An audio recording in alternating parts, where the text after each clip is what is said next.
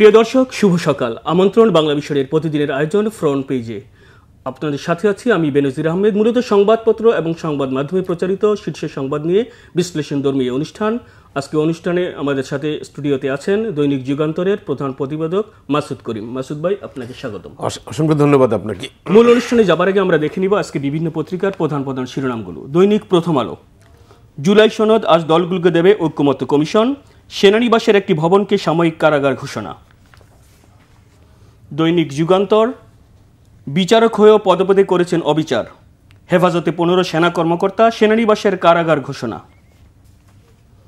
দৈনিক আমার দেশ, সাগররুনি হত্যার রহস্য উদ্ঘাটনে ব্যর্থ ইন্টারিম, 26 নেতাকর্মী খুনের পর সেই ওসি স্বেচ্ছায় অবসরে। দৈনিক ইত্তেফাক, ঢাকা সেনানিবাসের একটি ভবন সাময়িকভাবে কারাগার ঘোষণা।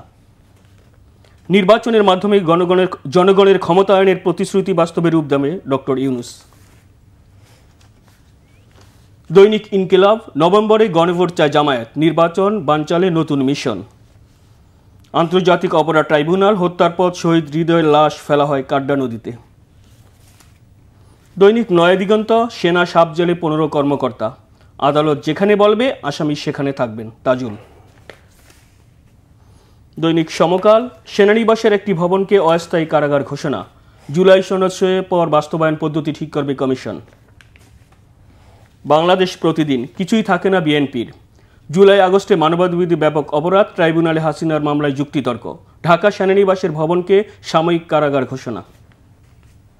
কালের কণ্ঠ, সেনানিবাসের একটি ভবন সাময়িক কারাগার ঘোষণা, বিশ্ব খাদ্য ফোরামের প্রধান উপদেষ্টার 30 ওয়ার্ল্ড তত্ত্ব। দৈনিক মানব জমিন, শিক্ষাঙ্গনে হঠাৎ অস্থিরতা, সেনানিবাসের ভবনকে কারাগার ঘোষণা। দৈনিক কালবেলা, বিচার বিভাগের স্বাধীনতা পূর্ণতা পাচ্ছে, ঢাকা সেনানিবাসের একটি ভবনকে অস্থায়ী কারাগার ঘোষণা।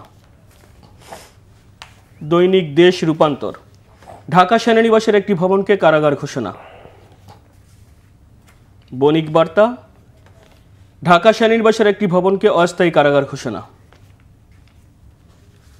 The daily star, July charter, signing fast, implementation decision letter. ICT cases against army officers, sub-jail declared in Dhaka cantonment.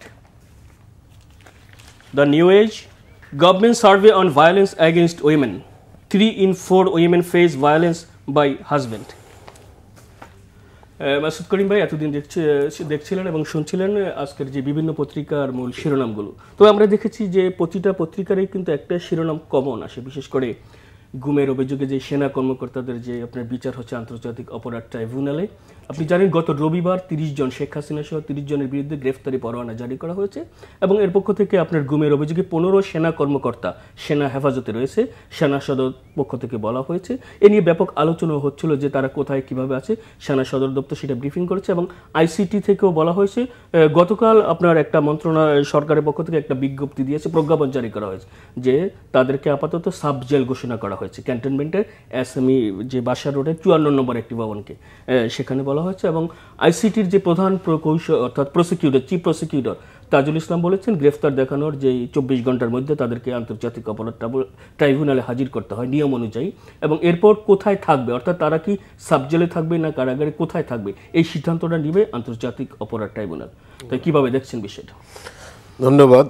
বিষয়টা তো আপনি পূর্ণাঙ্গভাবেই বললেন যে গত কয়েকদিনের যে ডেভেলপমেন্ট, 8 তারিখে প্রথম যে ওয়ারেন্ট ইস্যু এবং তার 11 তারিখে আবার এই ওনাদেরকে কাস্টডিতে নেওয়া, সেনাবাহিনীর কাস্টডিতে নেওয়ার যে ঘোষণাটা সেনাবাহিনী সদর দপ্তর থেকে দেওয়া হয়েছে।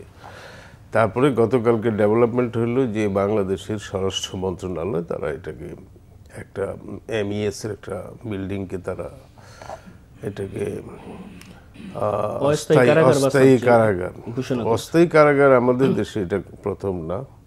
আপনার মনে আছে 2007-2008 সালে যখন সেনাবাহিনী সমর্থিত একটা তত্ত্বাবধায়ক সরকার ক্ষমতায় ছিল, তখন শেখ হাসিনা এবং খালেদা জিয়া দুইজনের জন্যই আমাদের পার্লামেন্ট ভবনের পাশে 2টা আলাদা বাড়িকে এটাকে কারাগার ঘোষণা করা হয়েছিল।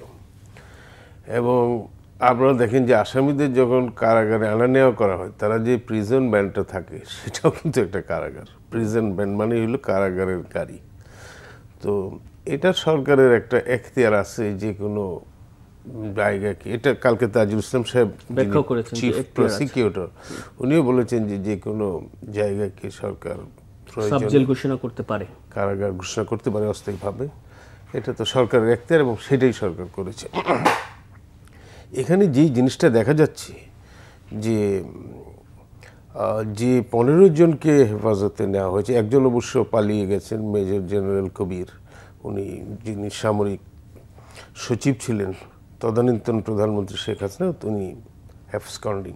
কিন্তু বাকিরা 15 জন এরা সবাই serving officer in a sense যে কেউ কেউ সার্ভিসে আছেন, আবার কেউ কেউ এলপিআরে আছেন। এলপিআরটাও কিন্তু সার্ভিং, বিকজ তারা একটা লিভে আছেন। তো সেই হিসেবে 15 জনই সার্ভিং অফিসার। তাদের মধ্যে অনেক হাই আপস আছেন, মোটামুটি 2 জনের যারা মেজর জেনারেল র্যাঙ্কের, এবং 6 জনের মতো ওনারা মানে ব্রিগেডিয়ার জেনারেল, এবং অনেকজন লেফটেন্যান্ট কর্নেল এবং কর্নেল আছেন। তো সুতরাং আমি বলবো যে বাংলাদেশ সেনাবাহিনীর ওনারা অত্যন্ত উচ্চপদস্থ কর্মকর্তা। সেই দিক থেকে যেহেতু ওনাদের বিরুদ্ধে যে অভিযোগটা এসেছে, সেই অভিযোগটা আদালতের মাধ্যমে প্রমাণিত হইতে হবে। প্রথম কথা হইল যে তারা যে অভিযোগ সেটার বিচারই তো আন্তর্জাতিক ট্রাইব্যুনাল করছে, যে এটা হলো যে এনফোর্স ডিসঅ্যাপিয়ারেন্স, এই ঘটনাগুলি, কারণ এটার ভিকটিমও আছেন, তারা এই অভিযোগগুলি দেশের মধ্যে দেশের বাইরে করছেন। সুতরাং এটা একটা ন্যাশনাল লায়াবিলিটিস, যে এগুলিকে অ্যাকাউন্টেবল করা যারা এই অপরাধে জড়িত। এটা হলো ওয়ান সাইড।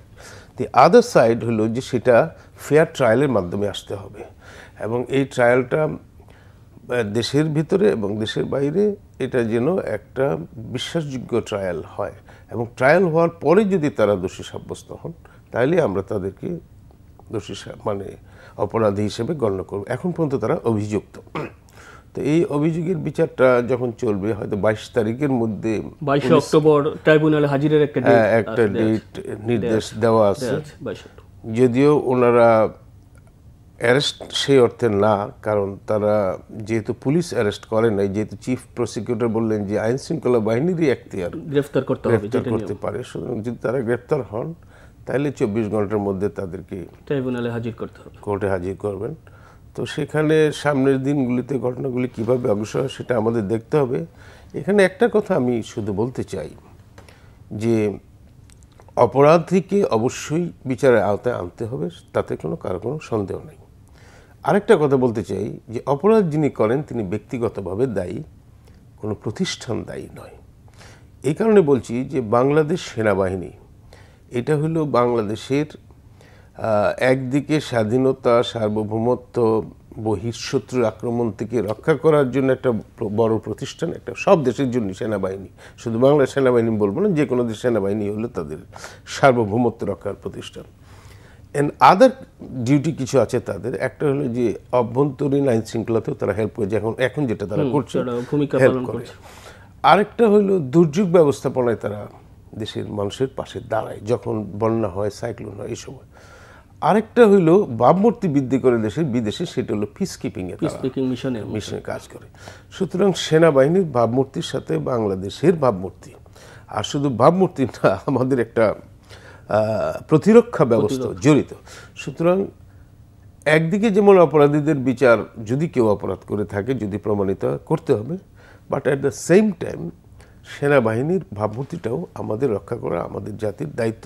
এবং সেনাবাহিনী শুধু যে এই প্রতিরক্ষা করে তা নয়, ক্ষেত্র বিশেষে ক্রাইসিস টাইমে জাতীয় ঐক্যেরও প্রতীক।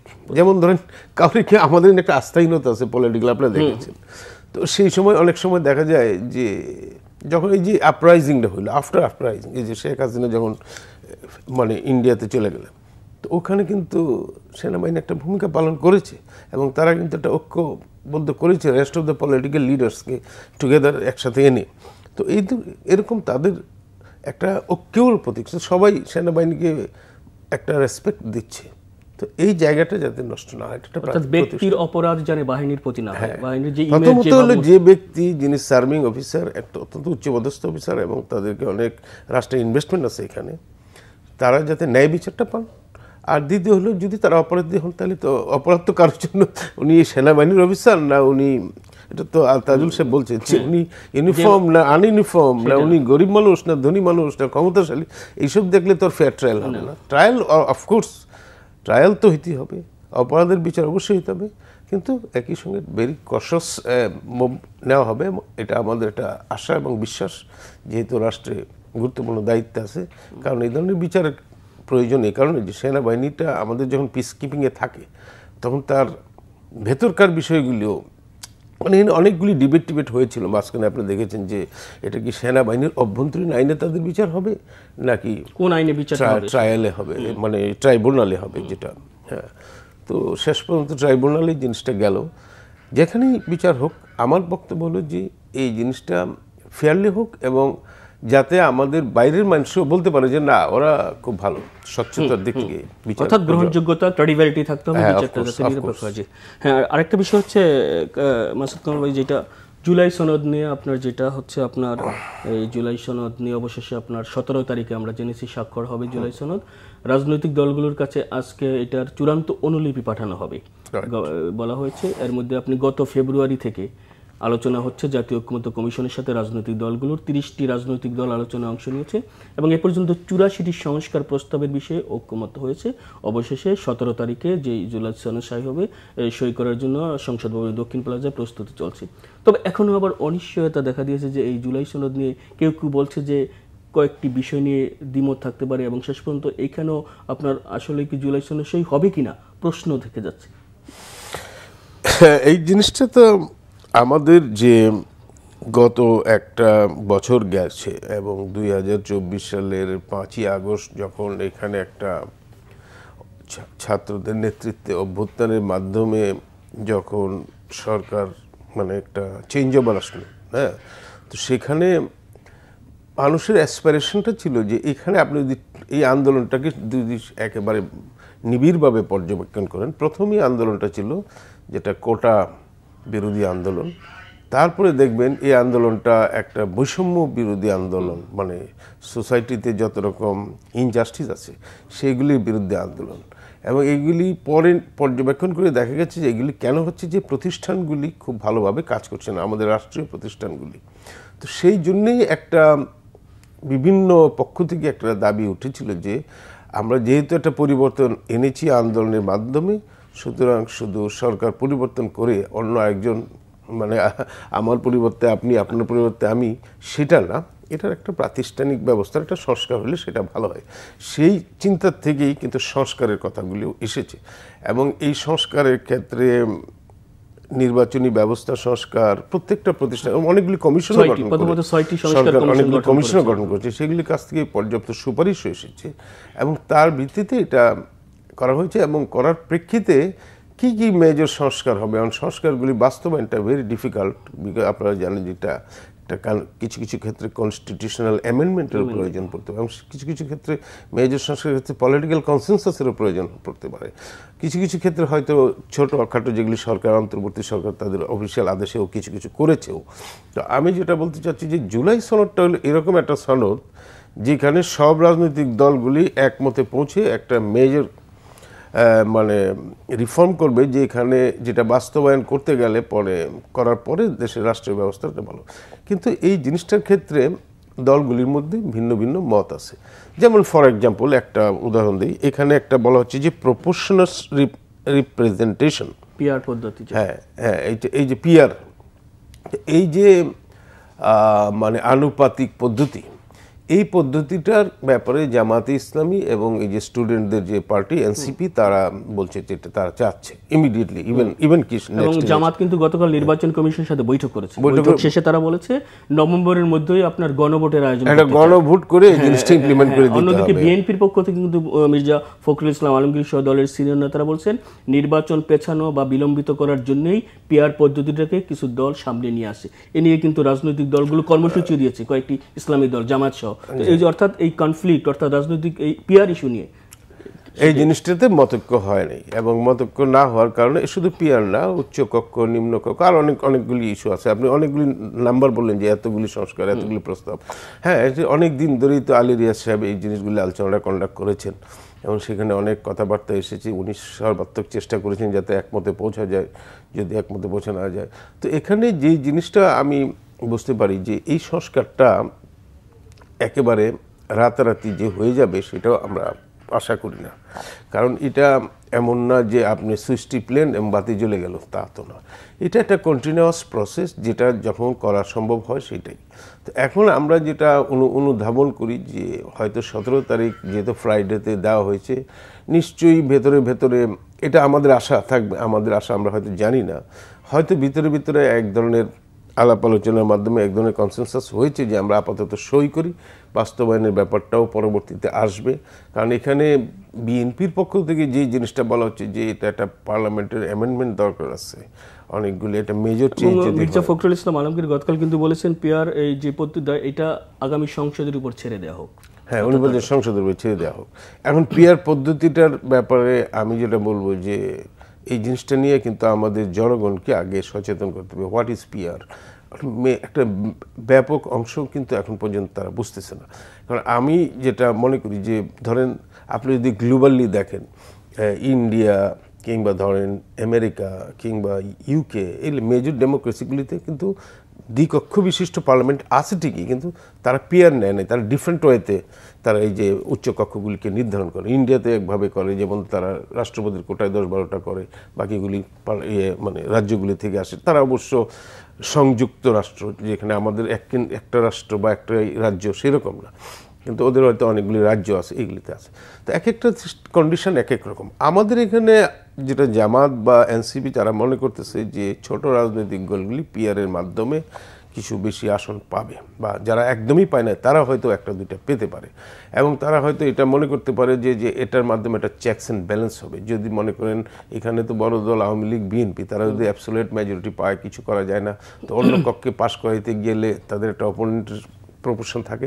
তা আমার মনে হয় যে এই বিষয়গুলি নিয়ে আরও বেশি জনগণের মধ্যে আলোচনা, ডিবেট হওয়ার দরকার আছে। কিন্তু অ্যাট দ্য সেম টাইম আমাদের এই যে ফেব্রুয়ারির টাইমলাইন যেটা প্রধান উপদেষ্টা দিয়েছেন যে বিফোর রামাদান এখানে আমাদের নির্বাচন, জাতীয় নির্বাচন, সেটাও হয়ে যেতে হবে। কারণ আমাদের দেশে ইনভেস্টমেন্ট লোকে করতেছে না। অনেক দেশ তারা জাতীয় নির্বাচন বসে আছে যে নির্বাচিত সরকার আসলে, কারণ অন্তর্বর্তী সরকার is not a long time government. সুতরাং একটা পলিসি দীর্ঘমেয়াদী কী হবে সেটা কিন্তু নির্বাচিত সরকারই নির্ধারণ করবে। তো এইসব দিক থেকে চিন্তা করলে আমাদের একটা রাজনৈতিক সেটেলমেন্টেও যাওয়া দরকার, আবার সংস্কারটাও চালিয়ে নেওয়া দরকার। এই ক্ষেত্রে যেটা দরকার একটা স্ট্রং কমিটমেন্ট, এবং কমিটমেন্ট যে আমরা সংস্কারটা করব এবং জনগণকে সাথে নিয়ে করব। সংস্কার যদি আপনার ভেতরে থাকে তাইলে তো সংস্কার হবে না। সংস্কার যেটা করতেছেন এটা মানুষের মধ্যে একটা, আমার মনে হয় যে মানুষের একটা সমর্থন থাকতে হবে। সমর্থন ইন দ্য সেন্স যে সে সচেতনভাবে বুঝে শুনে। এখন আপনি একটা হানা ভোট দিলেন, সেই ভোটের দ্বারা যদি নির্ধারিত হইতে হয় তাহলে তার এক্সপ্লেনেশনটা কে দিবে? আবার যদি হানা ভোটের মাধ্যমে কি সংবিধানের ব্যাপারগুলিকে পাল্টানো যায় কিনা, এটা পরবর্তীতে আদালতে যদি কেউ চ্যালেঞ্জ করে সেটাকে টেকানো যাবে কিনা? কারণ আমাদের দেশের সংবিধানটা কিছু কিছু মৌলিক নীতি একেবারে মৌলিক নীতিতে অনেক সময় চেঞ্জ করা যায় না। আমাদের দেশের যে সংবিধানের যে ক্যারেক্টার, এবং সেটা যদি কেউ চেঞ্জ করতে যায় সেক্ষেত্রে আদালতে চ্যালেঞ্জ করলে আদালত সেটা বাতিলও করতে পারে। সুতরাং একটা হিউজ কেওয়াজের সৃষ্টি হতে পারে, এরকম একটা আশঙ্কা থেকেই আমি মনে করি বিষয়গুলি নিয়ে জনগণের সাথে আগে সচেতনতা বাড়ান। আপনারা কী চান জনগণকে বুঝতে দেন, এবং তারা যদি মনে করে যে এই জিনিসগুলি করার দরকার আছে, আবার এবং শুধু পার্লামেন্টের যে বিএনপি থেকে যেটা বলছে যে এটা হয় নেক্সট পার্লামেন্ট অ্যামেন্ডমেন্ট করলেও পারে, সেটা ঠিক আছে, কিন্তু সংসদে মানে সংবিধান সংশোধন করার জন্য যে ধরনের মেজরিটি থাকে সেই ধরনের মেজরিটি যদি এই জিনিসটা সমর্থন করে সেটা সম্ভব, ঠিক আছে। কিন্তু আমি বলছি যে সংসদে যাওয়ার জন্যে যে ভোট মানুষ দিয়েছে সেই জায়গাটার ম্যান্ডেটটাও দরকার আছে, মানে সরাসরি জনগণের ভোটটাও দরকার আছে। কিন্তু আমি বলতে চাচ্ছি যে এটা পার্লামেন্টেও হইতে হবে এবং গণভোটও হইতে হবে, সব মিলেই হইতে হবে, এবং এটা কোন টাইমিংটাও একটা দেখতে হবে যে কোন সময়টা কোন। এখন যদি আপনি গণভোটের কেওয়াজে যান, সেটার কারণে যদি আবার ইলেকশনটা বন্ডল হয়ে যায়, তাহলে সেটার মধ্যে আরেকটা বড় ধরনের ক্রাইসিস সৃষ্টি করতে তবে এক্ষেত্রে বিএনপির পক্ষ থেকে এবং বলা হয়েছে যে নির্বাচনের দিন যদি একই দিন যদি আপনার ব্যালট আলাদা হয়ে যে জাতীয় নির্বাচনের সাথে গণভোট, এটা কিভাবে দেখেন? সেটা নির্বাচন কমিশনের ক্যাপাসিটি কি সেরকম আছে কিনা, বা সেটার আইন শৃঙ্খলা বাহিনী কি বলে যে এই ধরনের 2-3টা ভোট পরিচালনার ক্ষেত্রে তাদের কি মানে এই ধরনের এফোর্ট আছে কিনা। কারণ আমাদের দেশে তো একটা বড় ভয় থাকে যে নির্বাচনের দিন কেওয়াজ হয়, গোলমাল হয়, পার্টিগুলির মধ্যে সংঘাত হয়। আর এখন তো একটা পার্টি তো বাইরে আছে নির্বাচন, একটা বড় রাজনৈতিক দল যারা মানে অভিযুক্ত, তো তাদের তো অ্যাক্টিভিটিস ব্যান আছে, তারা তো আবার নির্বাচনটার বিরোধিতাও করতেছে, তাই না? তো এখন পুরো পরিস্থিতি বিবেচনা করলে, আর আমাদের আইন শৃঙ্খলা বাহিনী পুলিশের অবস্থা তো আপনারা জানেন যে এরা এখনও পুরোপুরি সুসংগঠিতভাবে আসতে পারেনি, যে একটা ফ্রাজাইল দশার মধ্যে চলে গেছিল, এবং সেনাবাহিনী অবশ্য আছে, সেটা একটা আশার দিক আছে। তো আমি মনে করি সার্বিক দিক চিন্তা করে সুচিন্তিতভাবেই বিষয়গুলি যাওয়া দরকার। একেবারে তাড়াহুড়া করতে গেলে হয় কি, জিনিসটার একটা প্রভাব যেটা পড়ে, সেই প্রভাবটাকে আপনি অ্যাবজর্ব করতে পারেন না। তো সেই জন্যে আমি মনে করি যে প্রত্যেকটা রাজনৈতিক দলগুলিকে একটু দায়িত্বশীল ভূমিকা পালন করার জন্য আমি আহ্বান জানাবো। এনসিপির পক্ষ থেকে বলা হয়েছে যে জুলাই সনদের আইনগত ভিত্তি থাকতে হবে, বৈধতা দিতে হবে, সেটা নির্বাচনের আগেই করতে হবে বলে আপনার এনসিপির নেতারাও দাবি করেছে। তো সেটা কিভাবে দেখেন? শুনেন, রাজনৈতিক দলগুলি অনেক দাবি দাবা করে ইলেকশনের আগে, এটা একেবারে আচানক হওয়ার কিছু না, অবাক হওয়ার কিছু কোনো ঘটনা না। আমরা এর আগেও যত নির্বাচন হয়েছে, ইন্টেরিয়াম গভর্নমেন্ট মানে তত্ত্বাবধায়ক, এখন তো ইন্টেরিয়াম শব্দ ব্যবহার করছে, মানে নেচার তো একই। সেই সময় তত্ত্বাবধায়ক সরকারগুলি যখন নির্বাচন পরিচালনা করেছে, তার আগে এই ধরনের দলগুলি বিভিন্ন রকম দাবি দাবা পেশ করেছে, এবং দাবি দাবা শুধু পেশ করে নাই, কর্মসূচি দিয়েছে, সমাবেশ করেছে। আমি নিজের চোখে দেখেছি, আমি তো না গত কয়েকটা নির্বাচন যাই, যে দেশ 91 থেকে তো তত্ত্বাবধায়ক ব্যবস্থা প্রবর্তিত হয়েছে এরশাদের শাসনের পরে, প্রত্যেকটা তত্ত্বাবধায়ক সরকারের বা তার এটা নিয়ে ডিবেট আমাদের দেশে একেবারে ন্যাচারাল। দলগুলি তারা দাবি করে, কিন্তু শেষ পর্যন্ত যেটা যৌক্তিক, যতটা সম্ভব সেই দাবিগুলি সরকার পূরণ করে। আমি মনে করি না যে হ্যাঁ, একটা এনসিপি মানে যারা ইয়াং জেনারেশনের রাজনৈতিক দল তারা গঠন করেছে, তারা তাদের একটা দাবি তারা পেশ করেছে, কিন্তু এই দাবিটা আমাদের কন্ডিশনের সাথে কতটা মানে সম্পর্কিত, সেই জায়গাগুলি হয়তো নিশ্চয়ই যাচাই বাছাই করা হবে। দাবি তো করবেই, রাজনৈতিক দলের কাজই তো দাবি করা। তারা তাদের দাবি তাদের পার্টির অনুকূলে বা তাদের আদর্শ অনুকূলে, কিংবা তারা যাতে ক্ষমতায় যেতে পারে সেই অনুকূলে পলিসির জন্য তো প্রেশার সৃষ্টি করবে। কিন্তু যারা দেখেন, এখন তো একটা ইন্টারিম গভর্নমেন্টের একটা বিরাট রোল রয়ে গেছে, কিন্তু যখন ইলেকশন শিডিউল ঘোষণাটা হয়ে যাবে, তখন নির্বাচন কমিশনের হাতে পুরা ক্ষমতাটা চলে যাবে, অধিকাংশ ক্ষমতা। হ্যাঁ, তো সেই ক্ষেত্রে নির্বাচন কমিশনও বিষয়গুলি যাচাই বাছাই করবে সব কিছু। হ্যাঁ, আমার কথা হলো যে ওনারা যে দাবিটা করছে, সেই দাবিটা নিশ্চয়ই একেবারে তো আপনি যে কোনো বিষয় যাচাই বাছাই ছাড়া রুল আউট করতে পারেন না। ওনারা যে দাবি করছেন যে আগে আইনগত ভিত্তি দিতে হবে, এই ধরনের আইনগত ভিত্তি দেওয়ার ব্যাপারে রাজনৈতিক মতৈক্য কি আছে? এই ধরনের আইনগত ভিত্তি দেওয়ার মতো সাংবিধানিক কাঠামোগত আইনগত মানে বিধিবিধান কি সঙ্গতিপূর্ণ?